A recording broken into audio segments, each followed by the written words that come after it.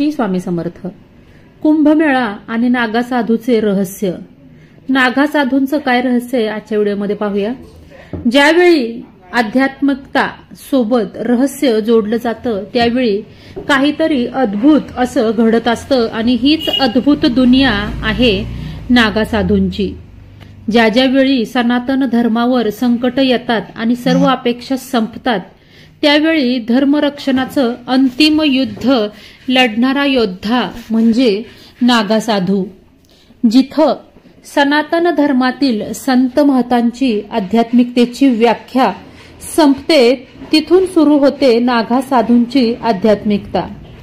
गुरुदक्षिणा घेतल्यावर आपल्या परिवाराचा शेवट, आपल्या नातेवाईकांचा शेवट आणि स्वतःचा शेवट आणि इथूनच सुरू होतो नागा साधूंच्या अध्यायाचा श्री गणेशा.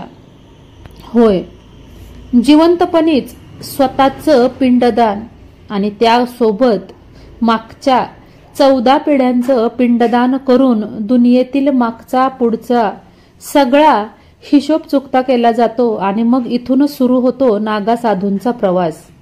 पिंडदान झाल्यावर संगम स्नान करून पहिली भिक्षा ही स्वतःच्या घरून आपली ओळख न दाखवता मागितली जाते आणि त्यानंतर तब्बल 12 वर्षांची तपश्चर्या पूर्ण केली जाते.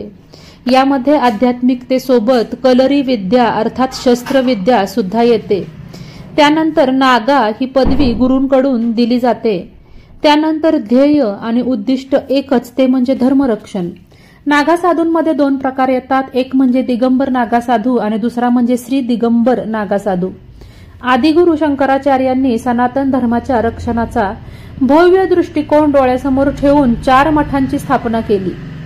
धर्मरक्षणासाठी फक्त शास्त्र उपयोगी नसून त्यासोबत वेळ पडली तर शस्त्र सुद्धा उपयोगी आहे हे जाणून शंकराचार्यांनी आखाडा परंपरा सुरू केली आणि यातूनच धर्मरक्षणासाठी स्वतःचं आयुष्य समर्पित केलेले संन्यासी प्रशिक्षण घेऊन बाहेर पडू लागले. ह्याच आखाड्यातून धर्मरक्षणाचं प्रशिक्षण घेऊन बाहेर पडणारे सनातन धर्मरक्षक योद्धे म्हणजे नागा साधू. इतिहासाची पानं पलटल्यावर लक्षात येतं 18व्या शताब्दीमध्ये ज्यावेळी अफगाण लुटेरी अहमद शाह अब्दाली ज्यावेळी हिंदुस्थानाच्या भूमीवर चालून आला होता त्यावेळी त्यानं गोकुळ आणि वृंदावन सारख्या आध्यात्मिक नगरांमध्ये थैमान माजवलं होतं. त्यावेळी राजांकडे अब्दालीच्या सैन्याचा मुकाबला करण्याची ताकद नव्हती. त्यावेळी हिमालयाच्या पहाडीमधून आलेल्या नागा साधूंच्या आर्मीनं अब्दालीच्या सैन्याचा धुरळा उडवून सनातन धर्मरक्षकांची ताकद संपूर्ण हिंदुस्थानाला दाखवून दिली होती. 1751 मध्ये अहमद खां बंगस ने कुंभमेळ्याच्या कालावधीत इलाहाबाद किल्ल्यावर चढाई केली होती.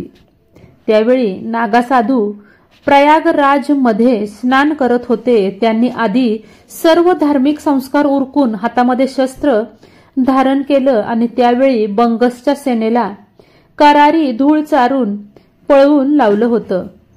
हे युद्ध जवळपास 3 महिने सुरू होतं.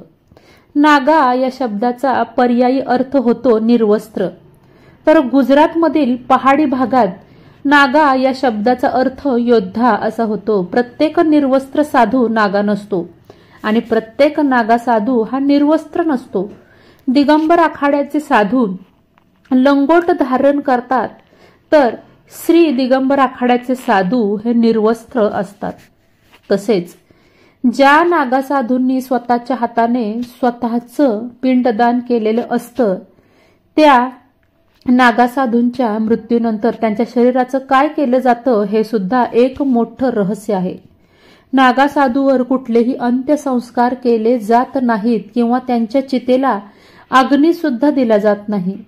त्याचं कारण मुळातच नागा साधूंचं जीवन हे त्यांनी स्वतःच्या हाताने केलेल्या स्वतःचा अंतिम संस्कारपासूनच सुरू झालेलं असतं. त्यामुळं मृत्यूनंतर नागा साधूंची स्थळ समाधी किंवा जल समाधी लागते. नागा साधू हे फक्त ज्यावेळी कुंभमेळा सुरू होतो त्याच वेळी दिसतात, पण ते कुंभाच्या अगोदर आणि कुंभमेळ्यानंतर कुठे अदृश्य होतात हे सुद्धा एक मोठं रहस्य आहे.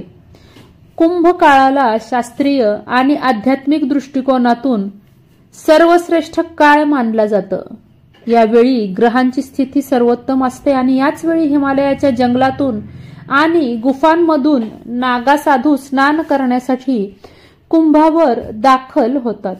कुंभमेळ्यात त्यांचा मान सर्वश्रेष्ठ असतो. त्यांचे स्नान झाल्याशिवाय इतर लोक कुंभात स्नानासाठी उतरत नाहीत.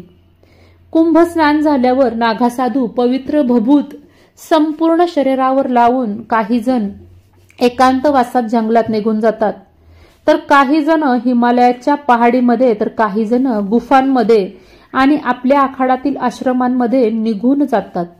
एकांतवास हेच नागासाधूंचं निवासस्थान. यापेक्षा सुद्धा नागासाधूंचं अद्भुत अविश्वसनीय रहस्य म्हणजे ज्यावेळी कुंभमेळ्याच्या वेळी नागासाधूंचा ताफा कुंभावर दाखल होतो, त्यावेळी स्नान करण्यासाठी कुंभात जाताना मोजलेत तर 100 साधू असतील, तर कुंभातून परत फक्त 50 ते 60 नागासाधू बाहेर येतात. एवढी ही अद्भुत शक्ती आहे. विश्वास बसत नसेल तर ज्यावेळी कुंभमेळा सुरू होतो त्यावेळी तिथे जाऊन स्वतः प्रत्यक्षात बघा. माझ्या आयुष्यात प्रयागराज कुंभमेळ्याच्या वेळी हे भाग्य मी स्वतः अनुभवलेलं आहे.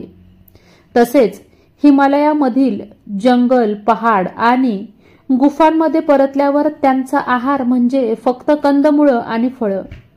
पुढच्या कुंभापर्यंत नागासाधू आपल्या ध्यान, तपश्चर्या आणि आध्यात्मिकतामध्ये लीन होऊन जातात.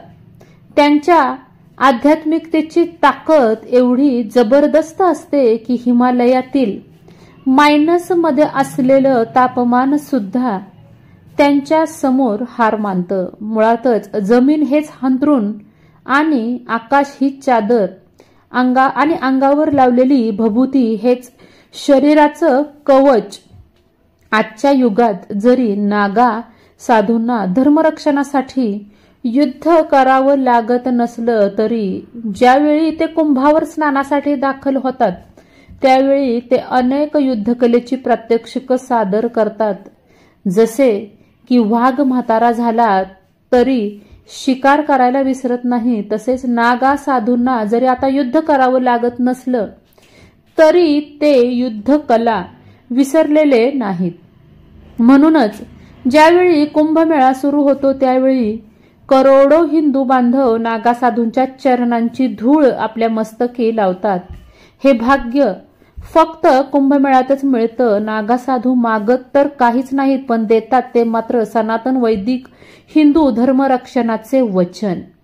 तर आजचा व्हिडिओ आवडल्यास सबस्क्राईब करा. धन्यवाद. श्री स्वामी समर्थ.